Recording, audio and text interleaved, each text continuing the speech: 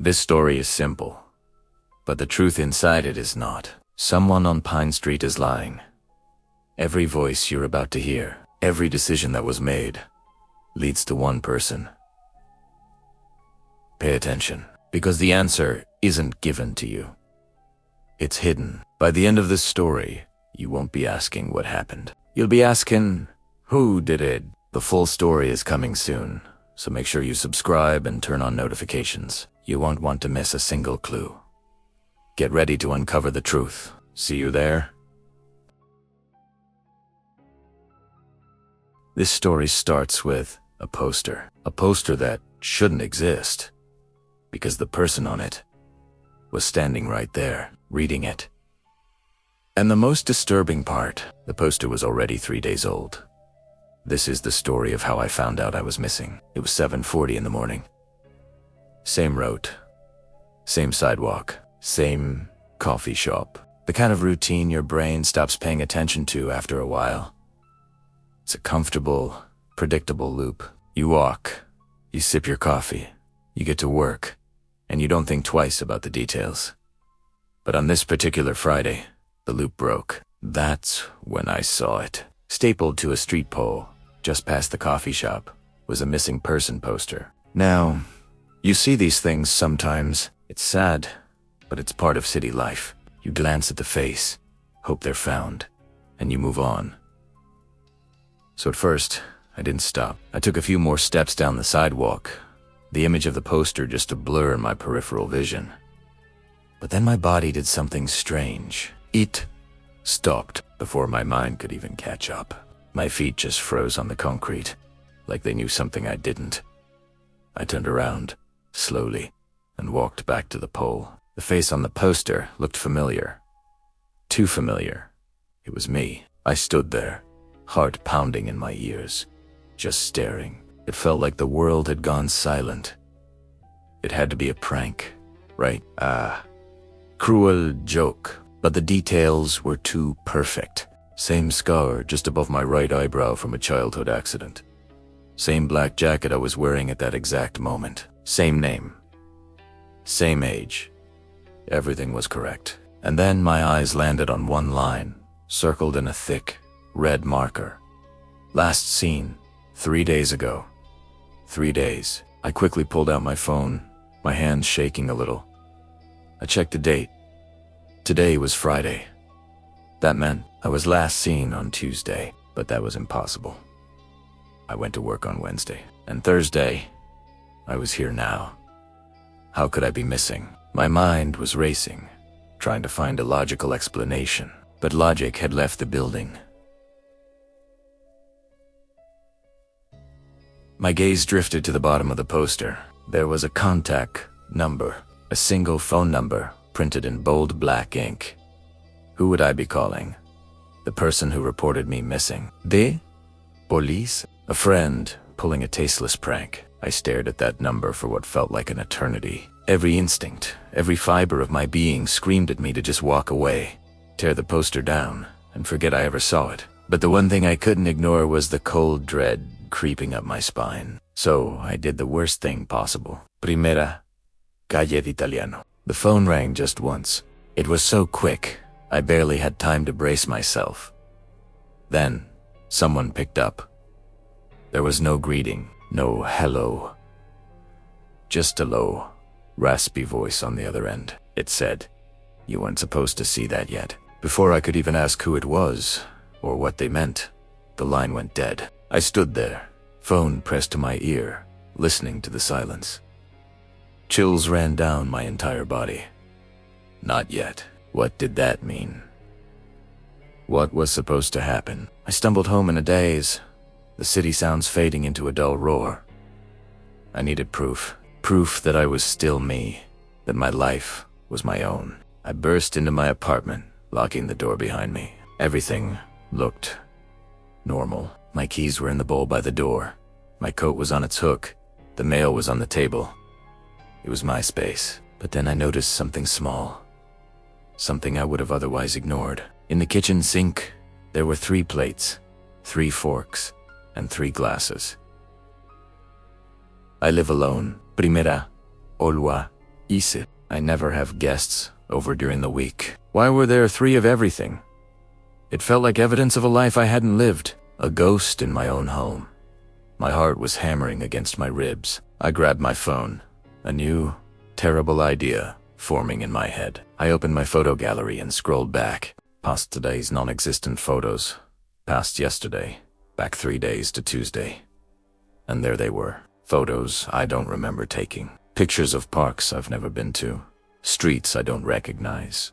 Cafes I've never visited. It was a visual diary of a life that wasn't mine.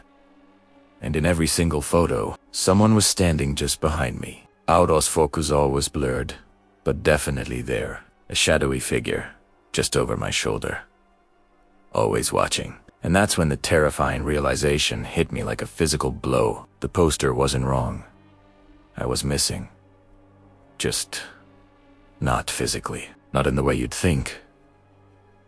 Something else had been here. Something had taken my place for the past 3 days. Something that looked close enough to pass. To go to my job. To eat in my apartment. Something that was living my life while I was gone. And it was still out there. The next morning, I walked the same route, driven by a morbid curiosity I couldn't control. The poster was gone. The pole was bare for a moment, and I almost felt a flicker of relief. But in its place, there was a new one. A different photo of me.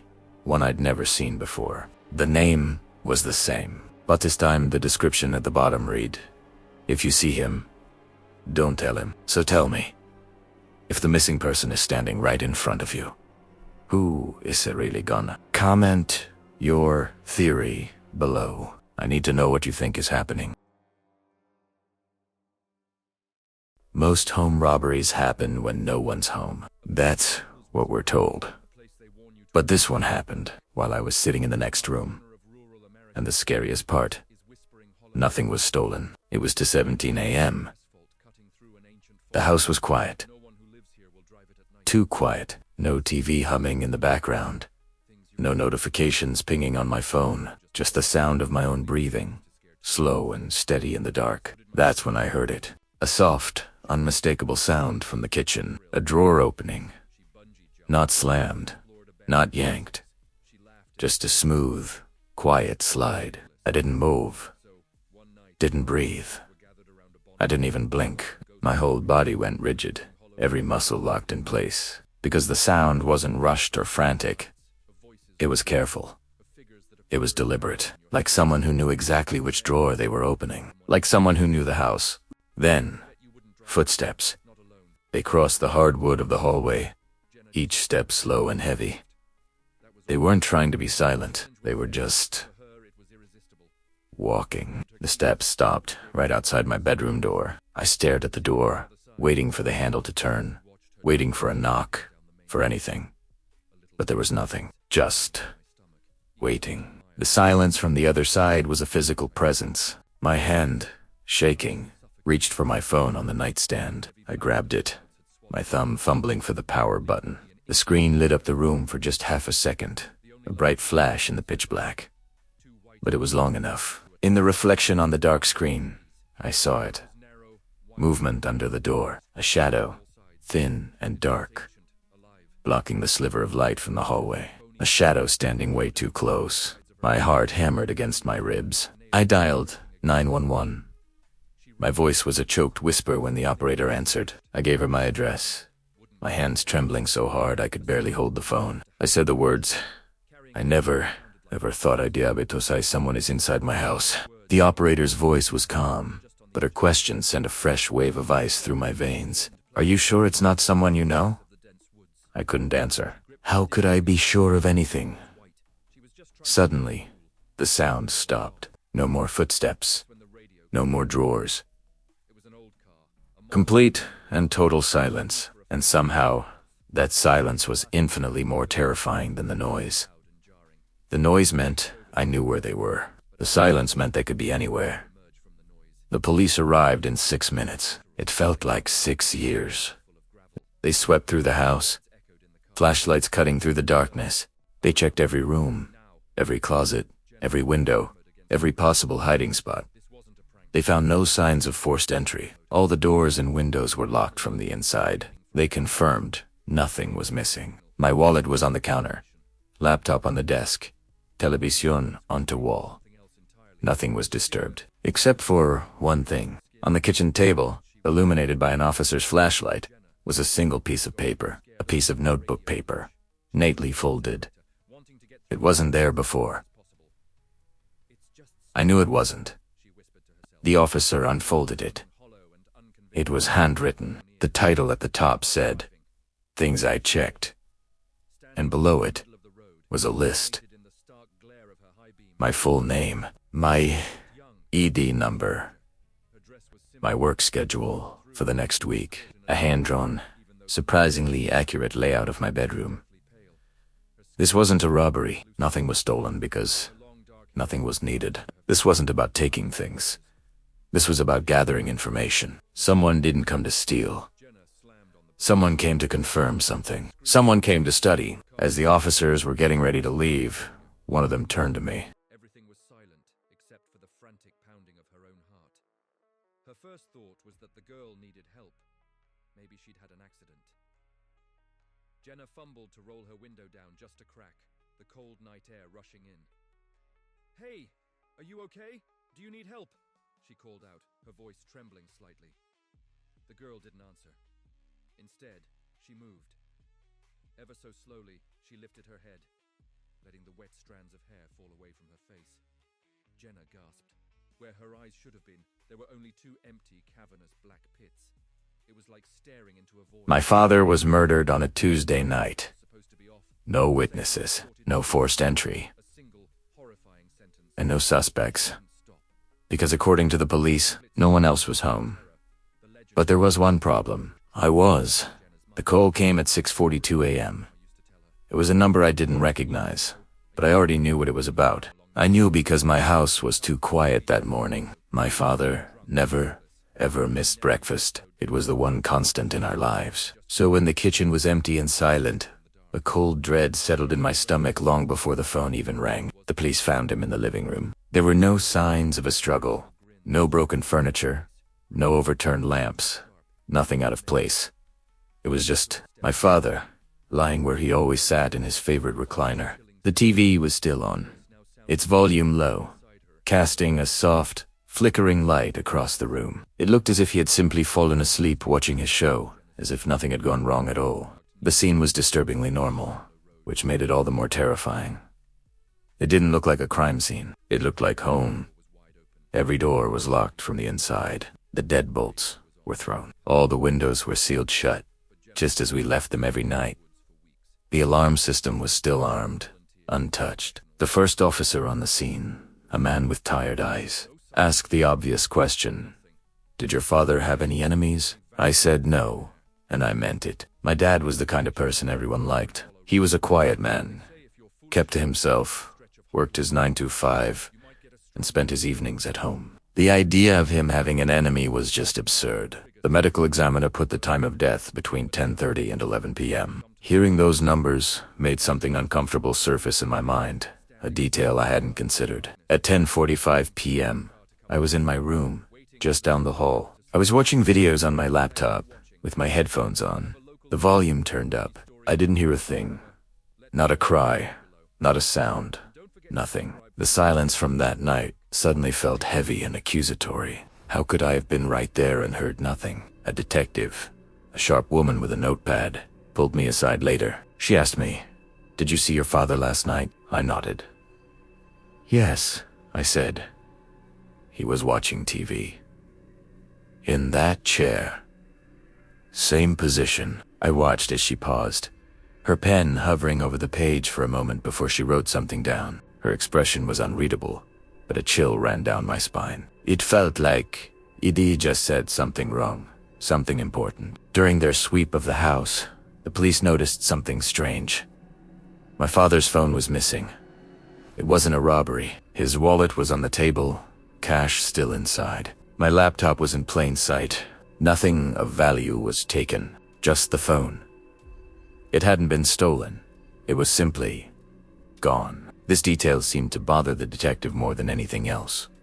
A crime without a motive is a puzzle without edges. 2 days later, they found the phone. It was hidden inside the house, tucked away in a dusty box in the attic, a place only family would know to check. On it, there was one unsent voice recording. It was my father's voice, but it was shaky, filled with a fear I had never heard before. He said, "If something happens to me, check the hallway mirror." The hallway mirror had been there for as long as I could remember. I passed it dozens of times, every single day, never giving it a second thought. It was just part of the house. Behind it, after carefully prying it from the wall, the police found fingerprints, mine, and a set belonging to someone else, someone unidentified. That's when I remembered something. A tiny, insignificant moment from that night that I had completely ignored. Around 10:40 p.m., my headphones had disconnected for just a few seconds. In that brief window of silence, I heard my father call my name. His voice was faint, but it was clear. I didn't answer. I just reconnected the audio and went back to my video, annoyed at the interruption. I didn't get up. I didn't dare open my door. The case was never officially solved. There were no arrests, no trial. It just went cold. But before the lead detective left for the last time, she told me something I'll never forget. She looked at me and said, "Sometimes, the most dangerous thing isn't anger or hate, it's familiarity." My father was murdered inside his own house, by someone who didn't need to break in. Someone he trusted enough to call by name. So, tell me, who do you think killed my father? And why do you think I didn't open my door? Let me know your theory in the comments below. Before you decide what this story is about, listen to the words carefully, because the mistake most people make is assuming they already know who's missing. In this case, the kidnapping is real. The question is, who was actually taken? The man sitting in the police station is named Lucas Hawley, 27 years old. Luke's calm. Too calm for someone whose sister disappeared last night. He leans forward and says, "Only one sentence. My sister's been kidnapped. Her name," he says, "is Emily." And then he stops talking. He doesn't describe her face, her clothes, her age. Who's their name? Police searched their system. No birth record, no school file, no ID. It's as if Emily Hawley never existed. When officers ask Lucas about this, he answers quietly. She doesn't go outside much. That explains a habit, not an entire lifetime. Police visit Lucas's home. It has 2 bedrooms. One is clearly lived in, the other is perfectly clean. No dust, no personal items, no signs anyone ever slept there. It doesn't look abandoned, it looks prepared. Lucas hands over his phone. There are text messages from a contact saved as Emily. The replies are short, no emojis, no voice notes, and every single message ends the same way. "I'm fine," not just once. Every time, Lucas says Emily was taken at 9:12 p.m. But security cameras tell a different story. No one enters the house, no one leaves, except for Lucas. At exactly 9:14 p.m., 2 minutes later, the front door is locked again. From the inside, a therapist is brought in for questioning. Lucas has been seeing her for years. His file lists anxiety, isolation, and dissociative episodes. And one repeated sentence: "I don't like being alone." There is no mention of a sister. Not once. Police find an old audio diary. It's Lucas's voice, but younger. He says, "If I talk long enough, it feels like someone answers." Static fills the recording for a moment. Then, another voice. Soft. Familiar. "I'm here." It has the same tone, the same rhythm as the text messages. Emily wasn't kidnapped. She never existed outside that house. She wasn't a person. She was a voice.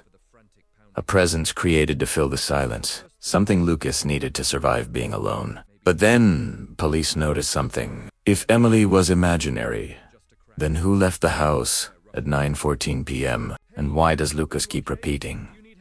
She didn't deserve what they did to her. Who is they? Lucas reported a kidnapping, but no sister was taken. Or maybe someone finally was. So tell me, who do you think was kidnapped? And who made sure no one noticed? Comment your answer below. Thanks for watching, and don't forget to subscribe for more stories like this. Before this story ends, you'll hear the same phone call 3 times. Each time, something changes, and one of those versions was never real. You need to listen carefully. The truth isn't hidden. It's repeated. A phone vibrates on a kitchen counter at 11:48 p.m. The call is from an unknown number. A voicemail is left, just 12 seconds long. It's a man's voice, calm and controlled. He says only one thing. I didn't mean to stay this long. He doesn't sound scared. He sounds finished. The next morning, there's police tape around a small rental house. The man was Daniel Reeves, 29 years old. He was found alone in his living room. There was no sign of a struggle, no forced entry, just his phone, face down on a table, and in the system logs, one unanswered call still ringing. The call never disconnected. We talked to the people who knew him. His sister says Daniel absolutely hated talking on the phone. A coworker says Daniel was a night owl, always talking late. His ex-girlfriend says he promised he would never call her again. 3 people, 3 different versions of the same man. Each person is confident, but their stories are incomplete. Only one of them knew his night routine. And here's where it gets strange. The timeline has a problem. The digital clock on the voicemail says 11:48 p.m., but Daniel's phone records show he was already on another call at that exact time. For 9 full minutes. A call with no audio, just pure silence. Think about it. You can't receive a voicemail while you are actively on another call. Let's listen to the voicemail again. This time, listen closer. The voice pauses right before speaking. It's like someone waiting for a response. Someone who knows they're being listened to. This wasn't a message left for someone. It was part of a conversation. The police asked everyone what they were doing at 11:48 p.m. The sister said she was watching TV. The co-worker said he was driving home. The ex said she was asleep, but the phone data tells us one of them was already on the line with Daniel. One of those stories doesn't require using your hands. Let's play it a 3rd time. Slowed down. In the background, a new sound appears. It's not breathing, not movement. It's a notification chime, the exact same chime you hear when a call is placed on hold. Daniel didn't leave the voicemail. Let's put all the pieces together. Daniel was already talking to someone. That person recorded a voicemail while keeping him on the line, tricking the system into thinking Daniel had called himself. And when the call ended, only one phone disconnected. One person stayed on the line. One person didn't need to touch their phone. And one person remembers the call completely differently than everyone else. So tell me who made the last call, and more importantly, who never hung up. Let me know your theory in the comments. Thanks for watching.